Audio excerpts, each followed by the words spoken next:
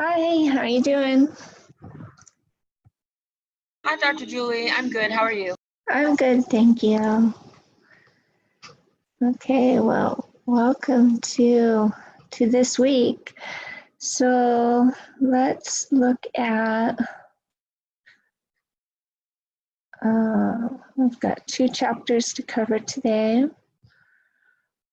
And we'll start with chapter 8, and I'm going to use the students' presentations that they submitted just to kind of use as a guideline for us to go through and use kind of for areas for discussion. So skip through some of it. I'm not going to read all of it because you have access to these as well. That's about the author. Just to go back to the topic. So this is a kind of an interesting topic. He's talking about assessment and how assessment might be different when we think of EIL, because many of the really big gatekeepers in English language assessment, like TOEFL and IELTS, are created by the inner circle groups. So they can kind of maintain the power and maintain control of the language by making that the standard. And so it's kind of interesting to stop and think about how that's so. But then I think that the chapter kind of actually raises more questions than answers, in that it finds it very difficult to shift gears and incorporate EIL or World Englishes into assessment, just because, first of all, it's in flux. It's something that really changes a lot based on the interlocutors and the context. And second of all, because it really hasn't been codified very well. So in the standard varieties of English from the UK and the US, we can very clearly say what is the prescriptive and the descriptive grammar. So prescriptive being what people should say, what's considered correct grammar, and descriptive being what people actually say when they're speaking. So they don't always necessarily follow the prescriptive rules. For example, in the past, we always used to say you should never end a sentence with a preposition. And that was the prescriptive rule. And people nowadays commonly say things like, oh, what are you looking at? Or, where are you going to? And they end a sentence with a preposition, and it's become quite normal, and it's not really an issue. So it gets to the point where the way the language is actually used will reach a tipping point and actually kind of change the prescriptive grammar rule, where it just no longer holds anymore, because you can try and mandate all you want, but if people aren't going to follow the rule, then the rule ends up changing after. It might take many, many years for that to occur, but it does happen. So another example of that is the use of the word whom. So whom is supposed to be used when it's referring to the object of in a sentence. So like in an adjective clause, when you would say, my brother is the person whom we are talking about. And so whom is the correct preposition or correct relative pronoun in that case. However, nobody uses it anymore. It's so formal and almost sounds kind of archaic and a bit pompous when people do use it. So nowadays it's become normal and acceptable to use who in that position. So how do we assess English if we have a certain standard that we think people should use, but then in actuality they're using something different? And it's very hard to codify all of these different uses of English as an international language around the world, particularly when you think about all of the English as a foreign language users who are using English in communication amongst each other. So if you have, for example, a Japanese person and a person from Ivory Coast discussing business using English, I mean, it's kind of an unusual combination. How do you come up with codifying what all the different combinations should be for the different people in the different contexts? So it's really quite complex. So that was a little background about that teacher. So the book, because the book is a collection from many different authors, it does tend to repeat itself a little bit. I feel like some of the authors are kind of covering some of the content that's already been covered in previous chapters. So this author, again, kind of starts by laying the groundwork and talking about EIL and what it is and how many people speak it in the inner and outer circles, etc. And so he gives some data about how it's certainly growing, and it's just becoming huge in terms of numbers around the world and people that use it. And then he talks about the 4 established practices and principles for assessing English. And these are actually like the processes. These 4 steps here are the steps that we would use in coming up with an assessment. And coming up with an accurate, reliable assessment is quite complicated, actually. And I think this is one of the most difficult parts of being a good teacher. And I feel like it's one of the parts of most TEFL programs that is really somewhat overlooked. And I think that we need to pay much more attention to assessment, because it's a whole skill in and of itself, and it's a skill that's quite difficult to master. And it does require some knowledge of psychometrics and statistics, and it really is a sophisticated area of knowledge and of teaching. And I think that we really take it for granted that it's kind of easy to just come up with a formative and summative assessment in our classes. The question is really, does our assessment assess that which we are teaching? I've seen so many assessments that teachers come up with that are not directly related to the content that has been taught. So therefore, they're assessing something else. They're assessing what the student already knows from their background knowledge, or their ability to draw conclusions from reading between the lines. Frequently there's a disconnect, and so therefore often it's very unfavorable to students when they're taking an assessment, and if it's not directly related to what they've been taught, then they're being assessed on something else. So it's really not a fair measure of whether they've acquired that information or not. So these are the main steps in how to create an assessment. It could be any assessment. So the first step is to conceptualize. What's the idea? What is it that you want to assess? What's the construct? The construct is the idea that we want to test. So we have to define that and see how we're going to assess it. So that's the second step under the conceptualization, is coming up with the construct and making it very, very clear in terms of what it is that we want to measure and how we want to measure it.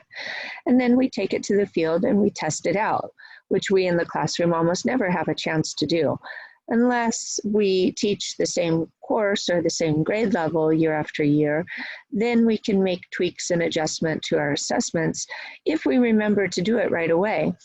frequently, and we're in such a hurry teaching whatever topic that we're focused on, and we give the assessment, and we might notice that there are a few items that didn't work well, like the whole class got one of the questions wrong. Well, that's a pretty good indication that there's something wrong with the item or something wrong with the teaching. Like either that concept wasn't taught, or it wasn't taught clearly, or that item doesn't relate to something that students have learned. So if we remember, when we see a bad item on one of our assessments, we should try to change it right away so that then it's ready for the next time that we teach the course, because it's very unlikely that we're going to remember next year or next semester that we had an issue with a certain item in an assessment. But ideally, we would take it to the field and try it out with a sample and see where there are problems, and then make tweaks accordingly, and then try it out again. So that's an iterative process until we get an assessment that we're satisfied with, that does seem to have good psychometric properties. This does happen in high stakes tests, so TOEFL and IELTS, they certainly go through this process. And they might even go out to the field and just test out a few new items. So the chapter did talk about how they've been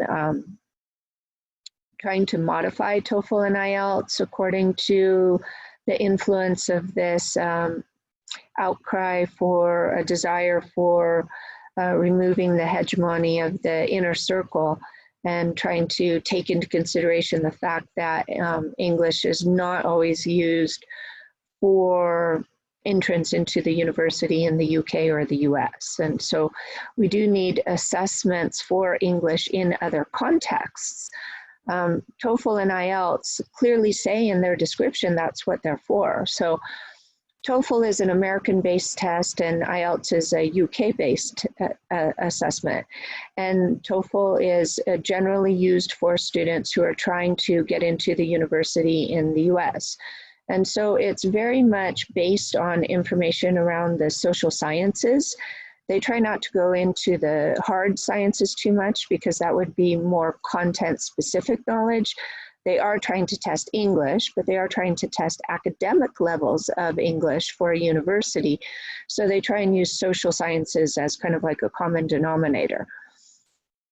And IELTS focuses on the British variety of English, and it's also a gatekeeper or high stakes exam for people wanting to get into the university in the UK. And so they have been trying to make some modifications to open it up to other language groups, perhaps. But an interesting conclusion that the author draws in this chapter is he says, well, these tests might be fine and good for what they're made for. I mean, that is what they are for, is to test to see if people are apt to study at the university in either the US or the UK. So in that case, is it all that bad that they be tested on the standard variety of English that they should be exposed to when they get to the US? Now, obviously, of course, in this day and age, we have so many international faculty members and so many international students that it very well could be that in the classroom, the students won't have the standard variety of English. So we could make the argument that they need to be multiculturally and multilinguistically competent in order to be able to negotiate meaning in this multilinguistic context. So it's really a complex situation. How do you go through all of these steps and testing out the test, and to make sure that the items, each and every individual item, so if you imagine the IELTS, so it's a several hour-long test, and each and every item has to be tested for its validity and reliability to make sure that you get consistent results and that it's actually testing what you intended to test. So how can you tweak the test to make it more open-ended for a variety of people with different language contexts? It's rather complicated. Maybe the alternative is coming up with different kinds of tests for different types of contexts.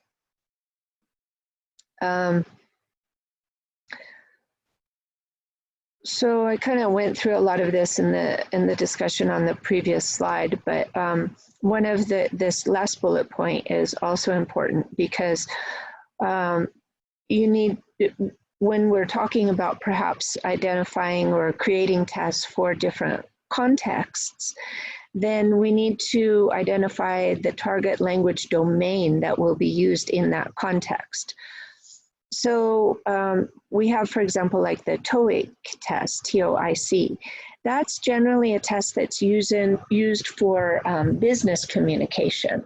So it's not usually used for entrance into the university. In fact, in the US, it's not acceptable as an entrance exam for the university.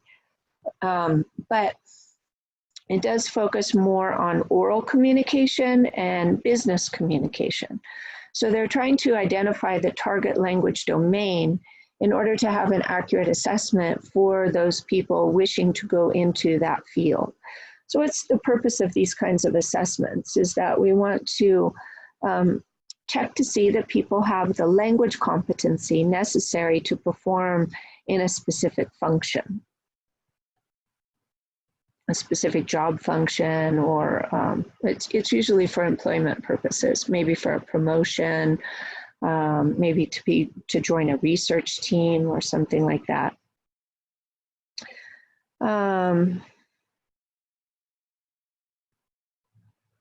Let's see here, if there's anything I'd like to focus on.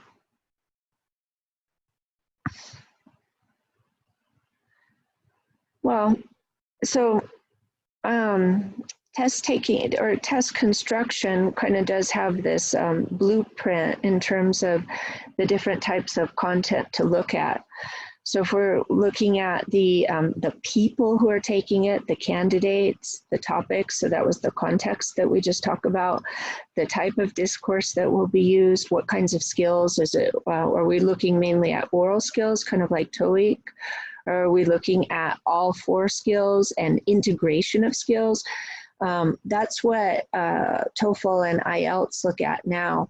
It's interesting because this book is already a little bit old in that it's citing research always from the 90s and early 2000s. And so in this chapter, they talked a little bit about the reformation of the TOEFL exam, which occurred around that period of time. I think it was like, I don't know, I thought it was a little bit later, actually, more around like 2005-ish.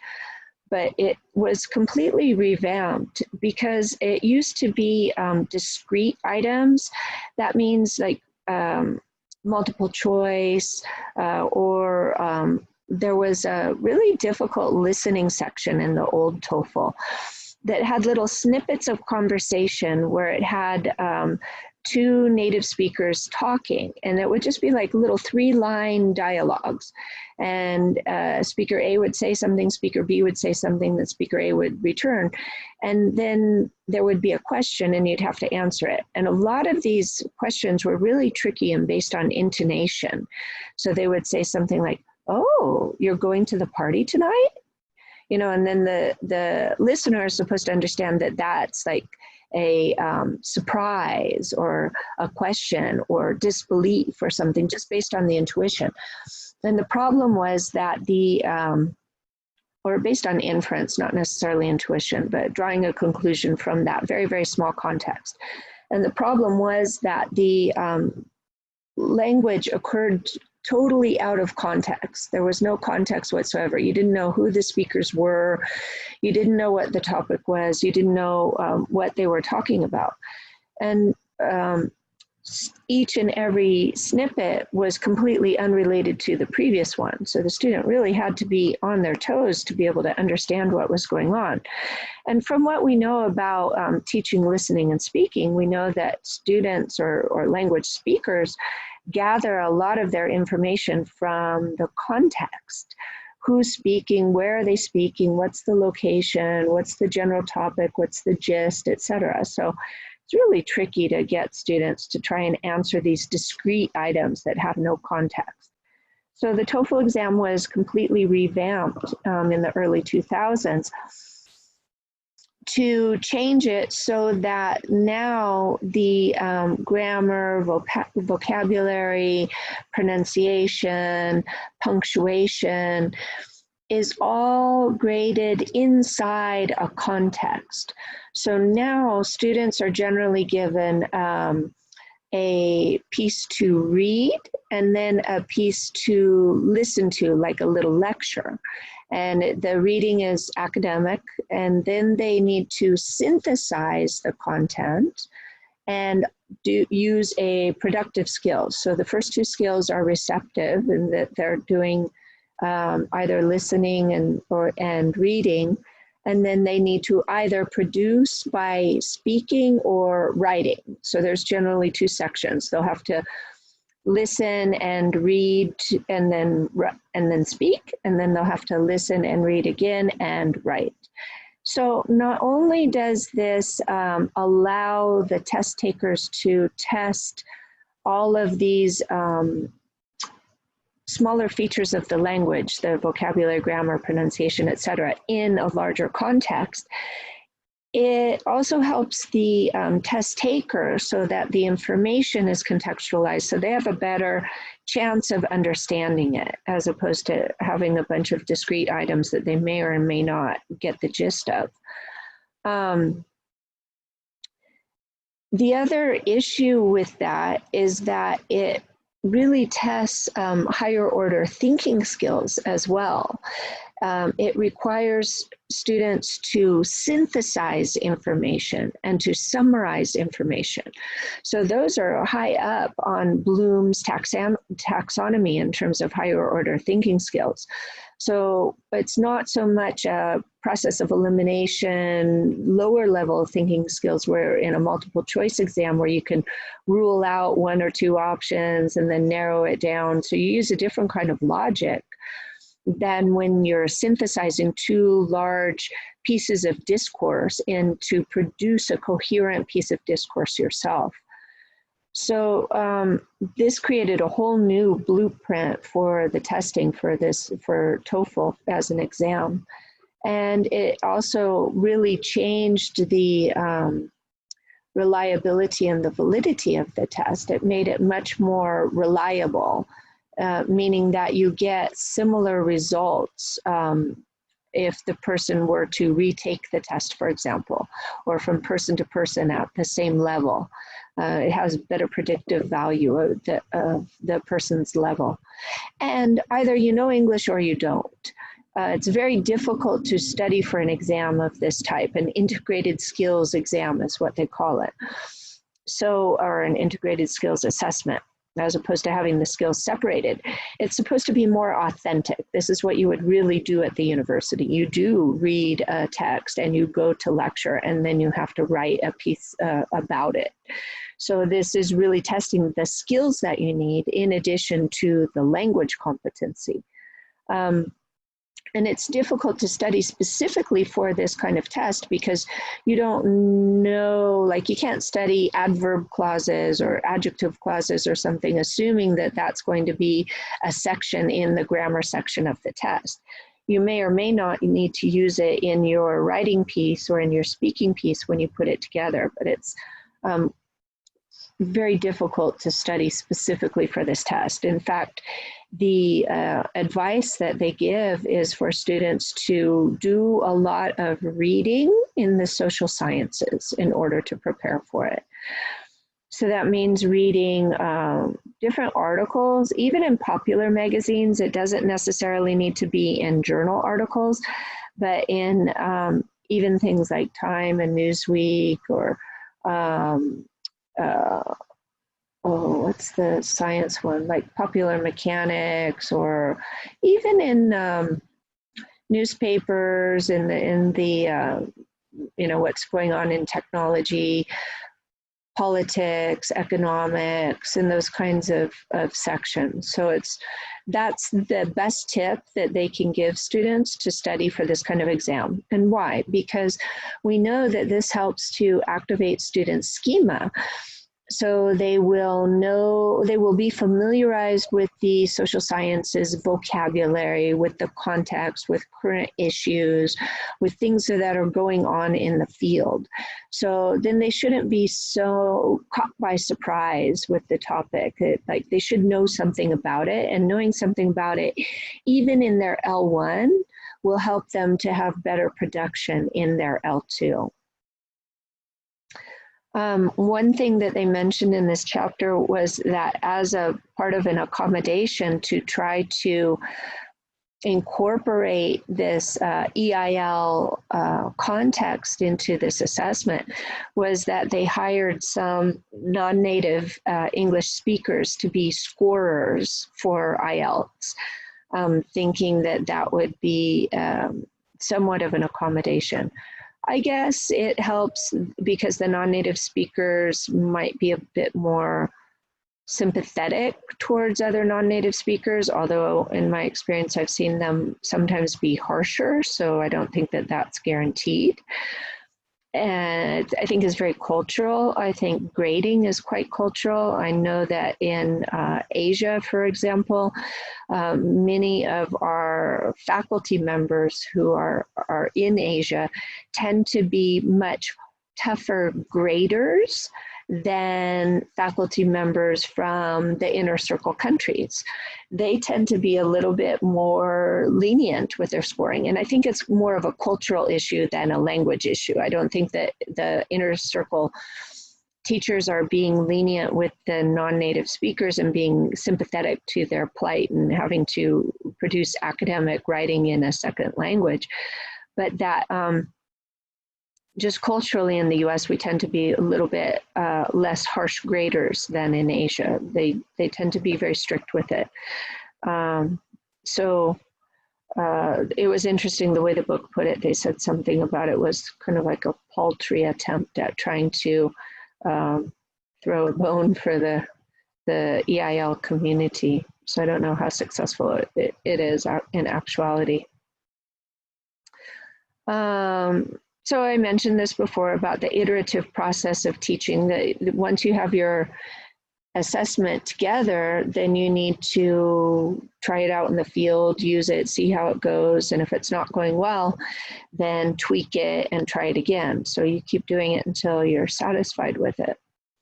Then of course the context might change. You'll get a whole new group of students. Every group of students, as you well know, is completely different. So sometimes, you know, one test that went very well in one course with one group of students won't go so well with this same semester, different group of students, different time of days, because you have a different dynamic in that group, or it covered the content differently.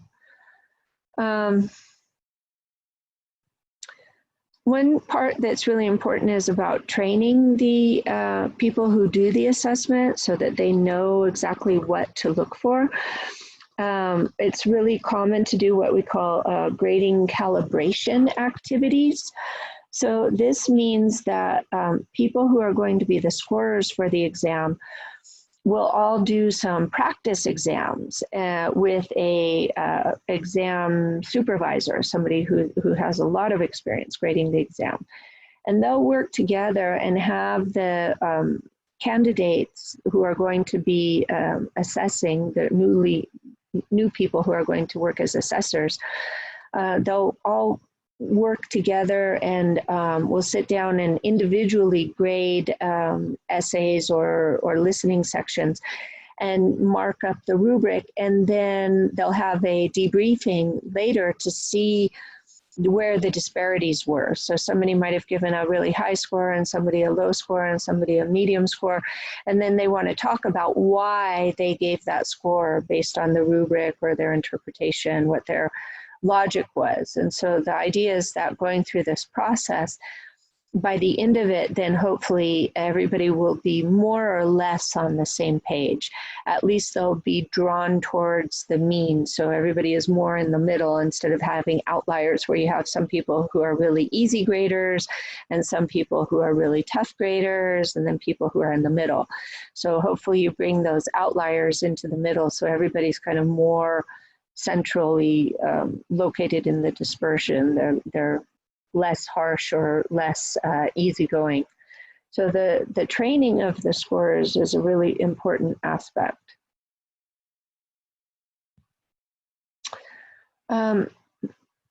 So these terms I've already used a little bit about reliability. I just talked about that. That's like the consistency that you want to be able to get similar results from person to person at the same level or from time to time or test to retest. It shows that you're that you can count on the test is basically what it's saying. Construct validity. Validity means truth. So this is what I was talking about in the very beginning about how it's very difficult to make an assessment and make sure that the assessment is clearly in alignment with what has been taught. In this case, they're not, when we're talking about the TOEFL and IELTS, which are the major examples that they gave in this chapter, we're not talking about assessing what has been taught, but we're talking about assessing the construct. So if you remember in the test development, that was one of the steps, was coming up with the construct. The construct is, what is it exactly that you want to test? Do you want to test what level of grammar, what types of lexicon, that's referring to the vocabulary, what type of register, etc. So once those determinations have been made, is the test in alignment? Is it true? Is it faithful to that construct? Is it authentic? Is it a realistic situation? So that's what I was describing about how the TOEFL changed. In the past, it wasn't at all authentic. You never listened to just snippets of conversation, and especially 20 in a row, completely unrelated topics. It's just not something that you go out in the street and you do. I mean, you might be eavesdropping on conversations at a restaurant or something, but it's generally one or two conversations, and you might catch something in the middle, like flipping on a TV show in the middle, but the truly authentic integrated skills test, it's pretty close to authentic, right? You listen to a section, you read a section, and then you write something. It's very authentic in terms of what occurs at the university. So they made a huge boost in the authenticity of their assessment when they revised the TOEFL exam. Interactiveness, is the test taker interactive with the content? IELTS, for example, does the speaking section live, so it does it with an examiner. The examiner will ask questions. So there is the interactiveness, which is helpful because the test taker can get those cues supposedly from the examiner. Like they might be able to read body language or quizzical looks on their face, facial gestures, intonation, or they might be able to ask to rephrase if they didn't understand, for example. So this adds to the authenticity of the exam. It can also, though, also increase the test taker's nervousness because they feel a bit more on the spot, like they're, they have to respond to a real person. Whereas if they're responding to a machine, maybe they feel a little bit less pressure, maybe not. There is still the clock running, so sometimes students feel a lot of pressure from the clock. But the interactiveness at least gives it some more authenticity. What's the impact of the exam? We've been talking a lot about TOEFL and IELTS, and that has huge impact in that the student won't get admission to the university if they don't have sufficient scores, or they might have to go to an intensive English program for a period of time before they can get into the university. So gatekeeper exams have huge impact. And then the practicality of the exam. So how easy is it to take the exam? Is it a quick test? Is it a 4-hour test where you have to go to a testing center? Do you have to have internet connectivity? Can it be done from a mobile device? All kinds of issues that need to be taken into consideration, particularly in the modern era. For TOEFL and IELTS, for security reasons, the exam is only given at official testing centers, which makes it a little bit less practical, however, more reliable. And we can count on the results being authentic because we have higher security measures. Like they use, for TOEFL testing centers nowadays, they have what they biometric, that is a vein reader in the hand. So the person will go and put their hand on a light and it reads the veins in their hand, which is much more accurate than reading fingerprints or doing an iris scan. So we know very, very, with a very high degree of confidence that the test taker was actually the candidate. And so we have higher levels of reliability and authenticity, but lower levels of practicality, because in some locations it's difficult to obtain that equipment, it's very expensive. Students need to go from far away to be able to take the exam. They need to schedule it in advance, and all of that has obvious cost implications as well. So other exams where students can take it at home, perhaps on the internet via Zoom or something like that, we can still check their ID and ask certain questions to make sure that the test taker is the candidate. And we use that with some kinds of exams nowadays, like there's a testing service called, darn it, I forget the name right now. It's even in Blackboard now, they've integrated it. I can't remember the name of it. There's a few of them on the market right now, but it's a service that is provided where they will proctor online exams for students. So it's actually quite effective, and there's somebody that you need to give remote access to your computer so they can see if you have any other documents open. So you couldn't copy and paste from a Word doc or a PDF. You couldn't have any other documents open. They ask you to take your computer and show it around the room to make sure that you don't have any other papers or textbooks or anything like that hidden around you, or another person nearby, or a telephone or any other device that you might be able to access.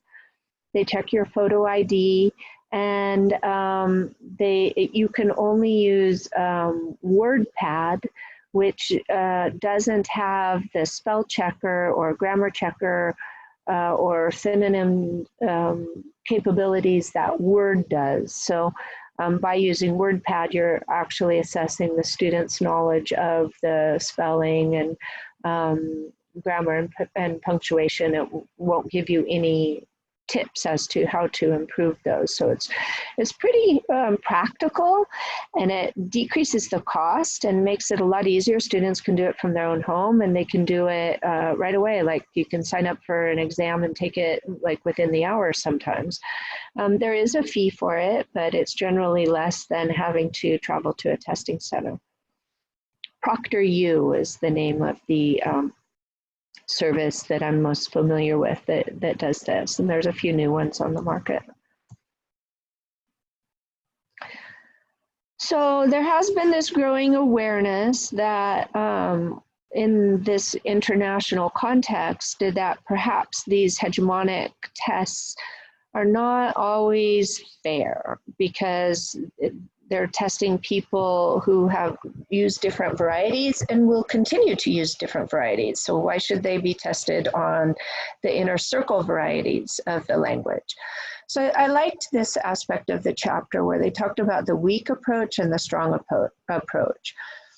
And so the weak approach is just kind of making minor tweaks to the test to make it a bit more open-minded for international speakers. So that's what I mentioned about hiring some non-native speaker teachers to be the scorers. That was a weak approach to an accommodation. It's like, it's making a minor change that might have some impact. Maybe not being very careful about the very specific vocabulary that is used. And then they talk about the strong approach, and this is a much more radical approach where you really want to change the test and make it very specific for a specific context, so that students are are being tested on the language that they will actually use in the context they will use it in. So that's where it becomes very difficult to do, because each and every context is different. So how do you first codify the language for that context? It hasn't been done yet. Second of all, how do you create the assessment using the procedures that we discussed? And especially in these fluid situations. And then, so if you fragment the market that much, it's not very cost effective. I mean, it's very, very expensive to come up with these high stakes tests. So how do you come up with one for multiple scenarios and multiple situations? So the strong approach still, this is the one that raises more questions than it answers, actually. So then the author talks about some different principles in terms of the teaching implications, which is the most important part. So finding good, what do we do in our classroom now when we take this all into consideration? So, you know, with our own little tests that we make, our own assessments that we make in our classroom, we can be aware of these principles. The examples of TOEFL and IELTS don't pertain to us because we're not creating those tests, but we can certainly be flexible in terms of the tests that we create in our own classroom. So we want to think about the linguistic norms and the intended use of the language. We want to think, are we prescribing always a standard variety? Or might we be more open-minded to other varieties that students might propose? Should those be viable answers as well? And then if we expose students to multiple types of language, like different non-native speakers as models, then we're giving them an exposure to different varieties of language, and not being a model of only the inner circle variety. We can also do this by referring them out to videos, or having in guest lectures, or different pieces of writing from different locations that will use different types of the language. So it would be great if we could incorporate some kind of intercultural strategic competence. This is really the most fascinating aspect of EIL as far as I'm concerned, which is this negotiation of meaning between speakers. So neither person is using their first language, and they're using English as a common ground for conversation.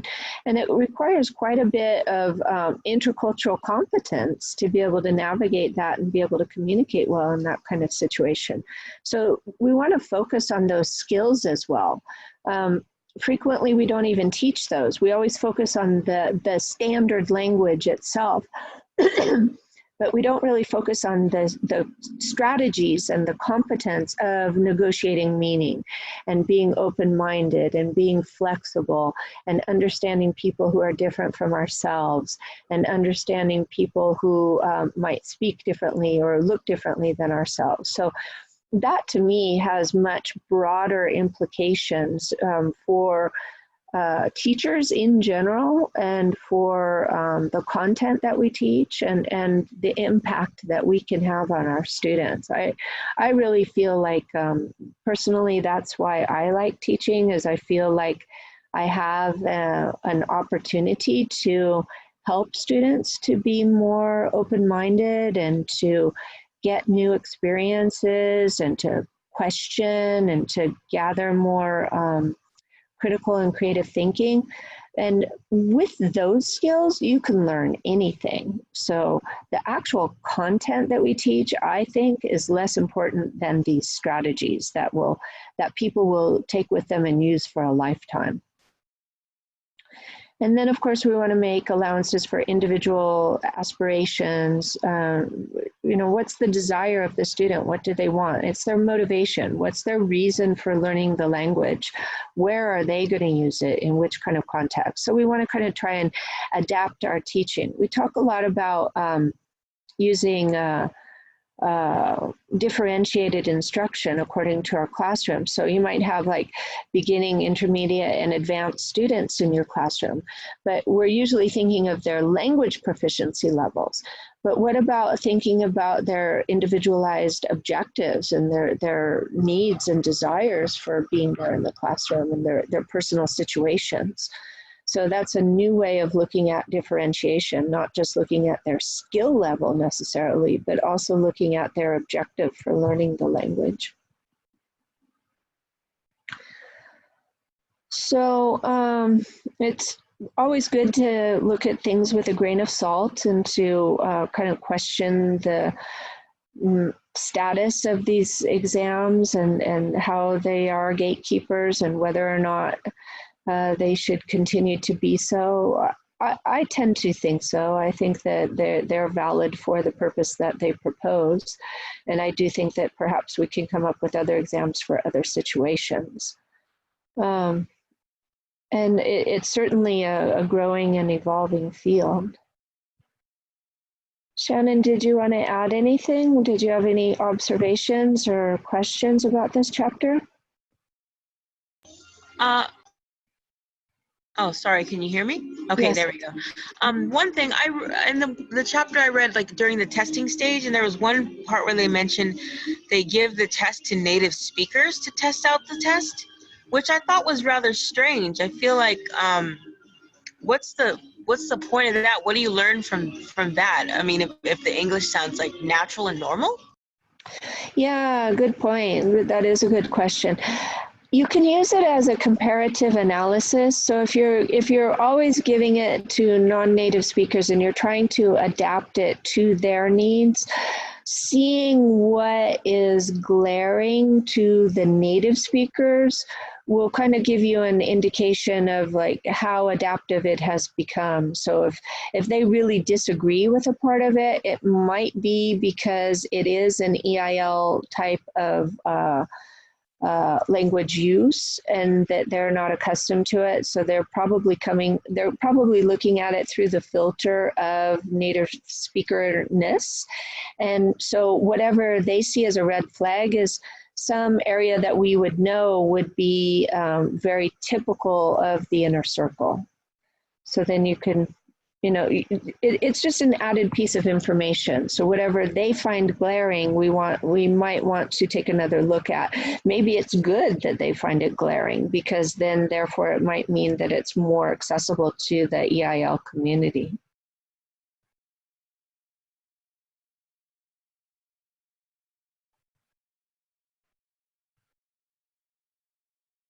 Anything else?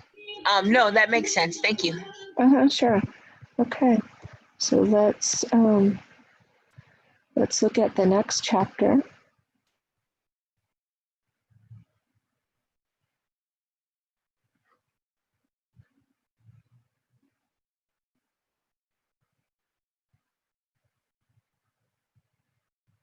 Yeah, got the wrong one.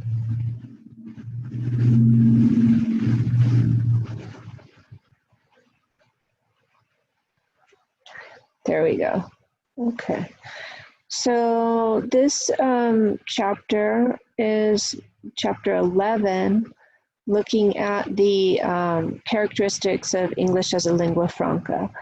So I think that we've seen a lot of this content before in the reading. So this is kind of recapping in a lot of ways.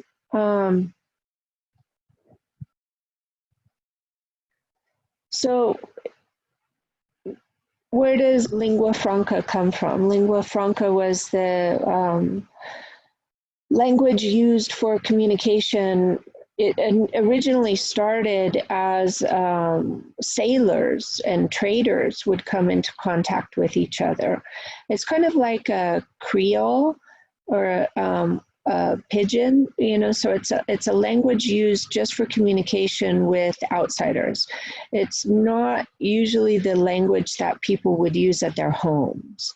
So franca means free. So it belongs to anybody. It belongs to everybody. It doesn't belong to the Brits or to the Americans. It can belong to anybody. Everybody's using it as a tool. It's seen as a tool as opposed to a possession. So it doesn't really help to promote a type of institutionalized second language that belongs to a specific language group. So due to the fact that it's spread over so many different locations and used in so many different contexts with different people with different L1s, then obviously there are quite a variety of linguistic forms. So the English that's used in India is quite different from the English that's used in Nigeria. And even inside India, you'll see that people have different pronunciation depending on whether they're from different L1 communities. It will influence their use of English as a lingua franca. So it's a contact language. It's where people can negotiate, and it's frequently used for transactional communication. Transactional communication is where we're looking for goods and services versus interpersonal communication, where we're looking to make friends, chit chat, get to know people, spend time. That's an interpersonal use of the language. So lingua franca can certainly be used in those contexts as well. It certainly originated in an interactional context or a transactional context.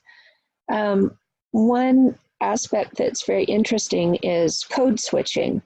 And so code switching, and this chapter gave several different examples of code switching. So it did a little bit of discourse analysis and conversation analysis and looking at when people did code switch and put in their own terms, their own words. And it's really a very interesting study because we see that it happens at very regular intervals. It's not just random. There are very specific places in a sentence when people will code switch. And there are very specific types of lexicon that they'll use for code switching. It just usually doesn't happen with prepositions, for example. Now, so it happens with nouns and verbs, more frequently with content words. And in this chapter, it showed how it can also happen with emphasis. So all of this affects discourse strategies and negotiation of form and meaning. So I think that we've talked about this before, where we're looking at English as a lingua franca, not from a deficit model, but from an advantage point of view. So rather than seeing people as not being competent, not knowing the language, being language learners, being beginners or intermediates, no, actually we're really honoring them for their multilingual competencies and their ability to write in another language, to write academic papers, to have meaningful conversations and discussions. So it's kind of like, if you remember when we talked about in the 660 course, the difference between an error and a mistake. And so a mistake, if you recall, is when the student has kind of like a slip of the tongue, like they know the content, or the topic, or the word, or the structure, but for whatever reason they used the wrong one in that context because they were tired or in a hurry or distracted or whatever was going on. So it was just a slip, and they could correct themselves if they had to or wanted to. Whereas an error was a mistake that a student actually didn't know, or a language learner actually didn't know. So if they consistently make an error, then we as a teacher can draw the conclusion that that's something that the student doesn't know. And therefore we need to teach them. And therefore they can't be held back, or, like marked down because of it, because they just don't know it. So they, for whatever reason, they didn't learn it, they haven't been exposed to it, or they're fossilized. So with this concept of error analysis, we started looking at errors in a more positive light, as opposed to seeing them as something bad that needed to be eradicated, as with the audiolingual method back in the 50s. We started looking at errors as indicative of what the student needs to learn. So we changed the focus from a negative to a positive. So the same thing happens with lingua franca. We're changing it from looking at it from a deficit point of view to looking at it in a praiseworthy context. So with English as a lingua franca, there are certainly a multiplicity of voices, and we just talked about this, but different nations and regions and locations and different identities and different individuals and different genders and everything, and different levels of tolerance and religion, and all of this has influence on what people can and can't do, and even in terms of the language that they can and can't use. So lingua franca is really a very fluid concept and changes so much according to all of these different variables. And so users are creative, and they create their own discourse strategies, and they shift according to the conversation, according to the interlocutor, according to the topic, and their own communicative styles, their personality, etc. So that adds to the fluidity, as you have all of these individual variables as well. So there's been a lot of research that's been done in the area of pragmatics and discourse to come up with this body of knowledge that we have, that we use when we refer to English as a lingua franca. So those are the two main areas that researchers have used to look into to create this body of knowledge. So one thing that speakers will do when they're using English as a lingua franca is they might have some pragmatic transfer from their L1 to the L2. This happens quite often. Pragmatics are how we use the language in the context with whom we're speaking. So it has a lot to do with register and what you can and can't do according to who you're speaking to. So a lot of times students will transfer that from their L1. So like, for example, you might have Asian students might feel afraid to challenge their teacher. We kind of know this stereotypically about the East, that stereotypically the teacher is kind of in a hierarchical position, and that students generally don't challenge their teacher. That's certainly changing nowadays, and they're getting into a more egalitarian teacher as a facilitator model that we've been preaching for a long time. So that's not, I say that's very stereotypical, but as an example of a pragmatic transfer, if a student is afraid in their L1 to challenge the teacher, they're certainly going to be afraid to do it in the L2. So it might not be a language competency issue, it might be a pragmatic transfer. It might be a question of that's how they've been socialized in their L1 culture. So something else that's very interesting that occurs in these conversations with people who are using English as a lingua franca, meaning that neither of them has English as their L1, is that there's this very interesting sequence of the topics. It's quite different from when you have a native speaker in the mix, because the native speakers tend to be a lot more linear. It's like they go straight forward with the point that they're trying to make. Whereas when you have people with different L1s using English, the topic tends to change. It kind of popcorns around. And this seems to be due to the fact that perhaps there was some miscommunication. So maybe one of the interlocutors didn't understand what another said, and then the other goes on, so then the first has to just kind of go with it, and then they might then understand the second topic and then bring them back to the first one. So it's very different from the linear progression that we have when we have a native speaker. Another thing that happens is that, like, usually the native speaker tends to hold the floor longer, so they take longer turns. And when you have people using ELF, then the turns tend to be shorter. So not only does the topic change more frequently, so do the speakers. So we already talked about the pragmatic transfer of the conventions, like the example I gave of if you're about politeness, you'll carry that over from your, it's more of a cultural transition than from a language transition, but they're so closely interlinked, it's difficult to say that it wasn't just language or wasn't just culture.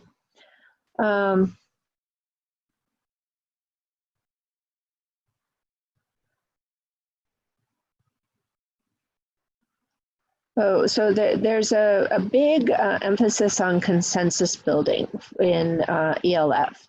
And there's the concept of interlanguaging. And interlanguaging is this notion of students negotiating until they come to a common understanding. And so what they want is agreement. They don't necessarily want to make their point and convince, but they want to make sure that everybody's on the same page and everybody understands. And there tends to be a bit more politeness. When you have ELF context, people tend to be a bit more tolerant of each other. They tend to negotiate meaning better, whereas when you have a native speaker in the mix, they tend to kind of dictate what's right and what's wrong and the direction of the conversation and the topic. And so there's sometimes a little bit less politeness and accommodation for the ELF speakers. And then in terms of code switching, there's multiple reasons for code switching. Usually, first of all, you only code switch with somebody else who understands your L1, because it makes no sense to switch over to a language that the other person is not going to understand. So sometimes people do it when they can't think of the word, when there's, if they're lacking in vocabulary or they're too tired to come up with the word, they might code switch. This chapter, both chapters actually referred to gambits. I'm not sure if you're familiar with those. Gambits are kind of like preset chunks of speech that we use. So in specific contexts, like when you're meeting somebody who just came in on a long flight, then you might ask, oh, how are you? Nice to meet you. Looking forward to our meeting this afternoon. How was your flight? Was it long? You must be tired. So there are these certain chunks of language which are gambits. So it's closely related to the functions of discourse or speech acts. So the gambits are these kind of like tricks that we can teach students to use in specific contexts. So those are kind of discourse markers when we have with code switching.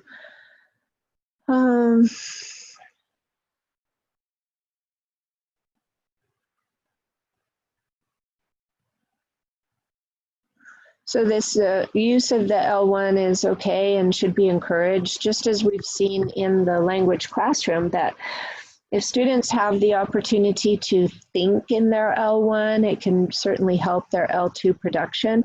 So that can be said for outside of the classroom as well as inside the classroom. So this is always the most important part for me, are the pedagogical implications. Okay, fine and good, great. Now, how do we deal with this in the classroom? What do we do? So allow students, if they need to code switch and jump over to their L1 for a while, it's okay, let them do it. We're much more tolerant about that these days than we used to be in the past. In the past, we weren't very very tolerant. We used to have English-only environments, thinking that if we forced students to speak English, they would acquire it more quickly.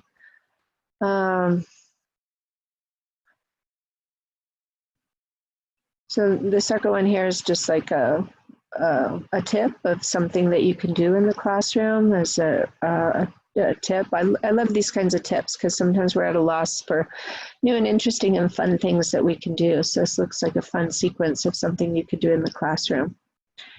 And then you can also have students and teachers engage in this reflective process. So you can teach them about their ELF competence and their pragmatic fluency.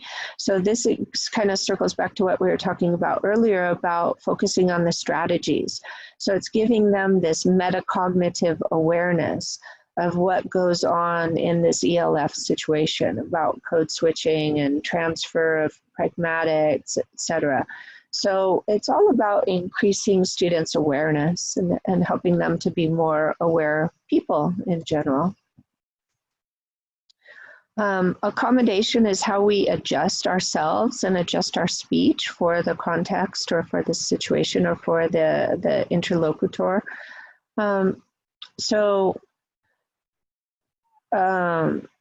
It's important to do because that's how we get this consensus. So when you accommodate, what do? You might repeat, you might say it in a different way, you might ask for clarification. These are all strategies that we can use for accommodation that can help us to understand.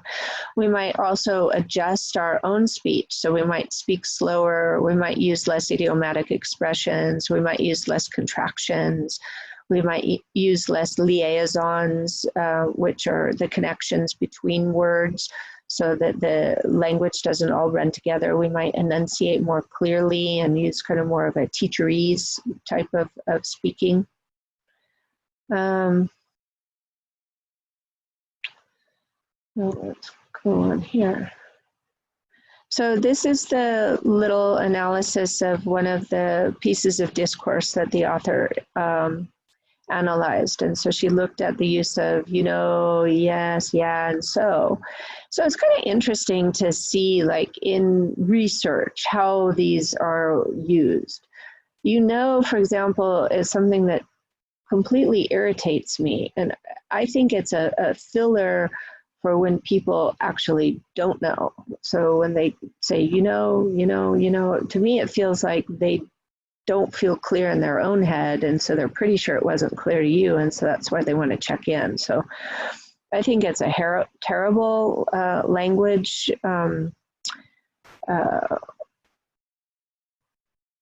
it's a filler, right? It's a bad habit is what I think of it. But I thought it was very interesting because they said that the way that ELF users use it is completely different. So they use it to kind of like formulate ideas, which we do use it in English that way too, but not as often.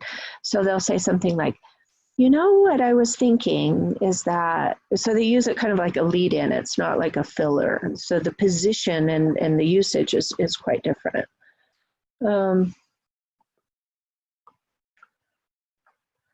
So the yes and yeah, those can be used to show the other person that you understand, that you're followed, that you're paying attention.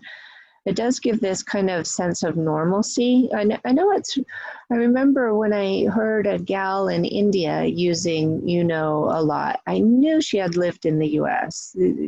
There's no way that she would have been taught that in a EFL context. So I asked her, and sure enough, she lived in Chicago for some time and she picked it up. So it does, using these kinds of fillers does give the language speaker a sense of normalcy in their speaking or native speakerness. So it could be taught for those reasons to sound more natural. So is also used as a filler when people are kind of hesitating, thinking about their next topic, their next ideas. They'll say so, kind of like that, and trail off, and maybe as a way of indicating that they don't have anything else to say about that topic. So it's interesting, once again, just as a practice to heighten awareness. So you can heighten foreign language speakers, learners' knowledge of these words, these fillers, how they're used in native speaker discourse, and whether they want to acquire them or not. It can be a personal choice. And it's also very important for us to become aware of how these resources are used by native speakers. So it's interesting to observe that, and it's great to listen to a recording of yourself to hear how you use these, because it's very unconscious actually. We don't plan it, we don't think about it. These fillers are so automatic, they just happen. So we want to see if there are ones that we use a lot. I think I was told once when I gave a speech somewhere that I used right a lot, like to check in with students, right? So after I was told that, I think I stopped doing it, I hope. So how, I guess I'm using so a lot now. How do we improve our teaching practice then? What do we do to help students to be more interculturally competent? So of course we want to encourage learners to be able to keep their own styles and their own persona and their own identity. We don't want students to feel like they need to give up their identity to be part of the in-group. Although this does tend to inevitably happen when we take on another language, as we kind of tend to take on another persona as well. But it needs to be a clear choice. Students can choose to modify their personality or not. They can choose to use a typical Anglo name or not if they want to assume that. A lot of teachers are kind of against that and really want to honor the student's real name, not their assumed English name. But the theory way back when was that if students took on an English sounding name, that they would take on an English sounding or English persona and identity that would help them with their fluency. So it's kind of interesting. I think there's something to it, but of course we want to be sensitive to people's identities. We wouldn't want them to have to give that up without thinking about it thoroughly.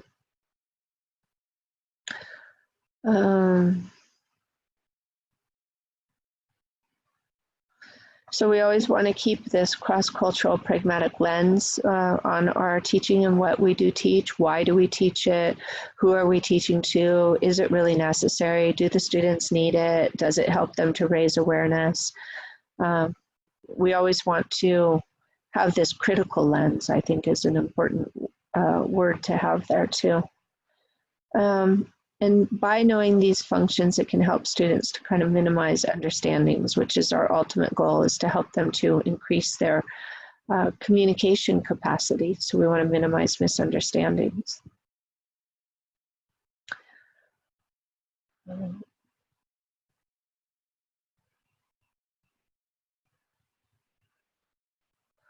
So I talked about the first two bullet points before. The bottom one is giving another tip of a classroom tip of something that we can use. So we can use some different role play scenarios in the classroom and then get students to maybe go back and reflect. It's always great to work with recordings. So if you have students do a role play and then go back and look at it, maybe they can look at the fillers that they use or the discourse strategies, if they used any code switching. We talked before about sometimes as a strategy, students will use a different word because they couldn't think of the word that they wanted to use. So when they go back and look at the recording, then they can create this kind of metacognitive awareness where they can actually talk about the fact and say, oh, well, I used this word at that point in time because I couldn't think of the other word. The word I was looking for is something that means blah, blah, blah. You know, so then you can actually talk about it and deconstruct the scenario so they can create a metacognitive awareness of all of these uses of gambits and the intros and outros in their dialogues.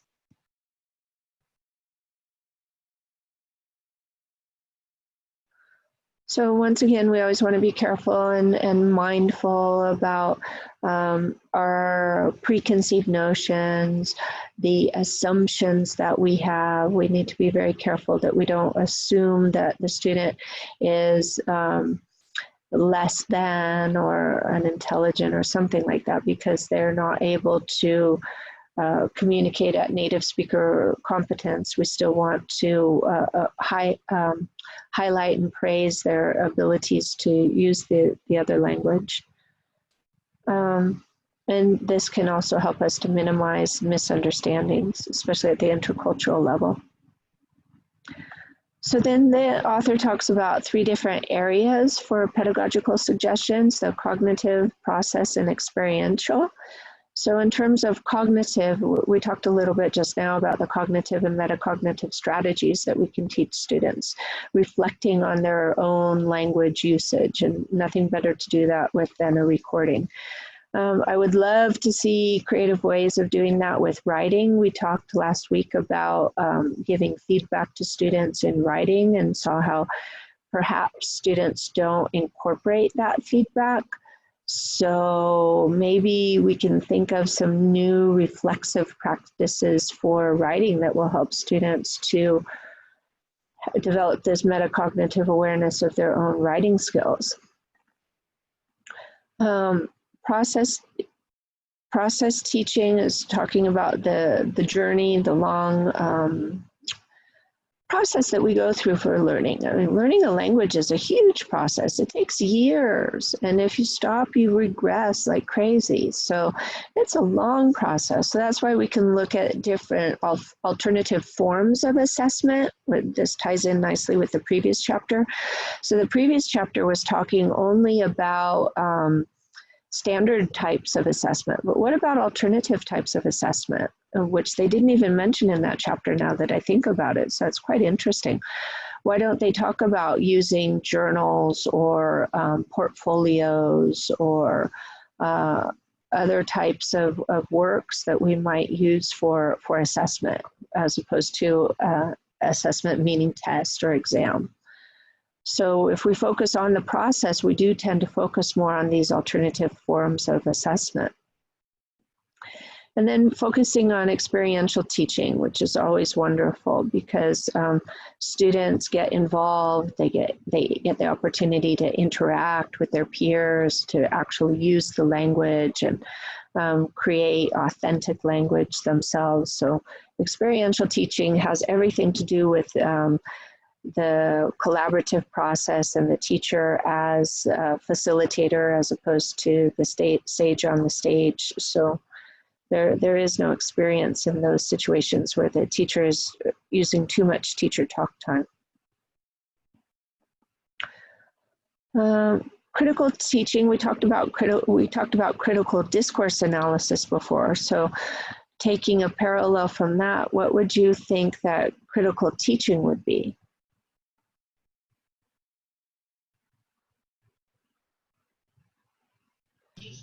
Oh, I'm sorry, Dr. Julie, I zoned out. Can you repeat that question? No worries. I didn't really form it very clearly. Okay, here's the question. So we talked a little bit about critical discourse analysis before. What would you then think critical teaching is?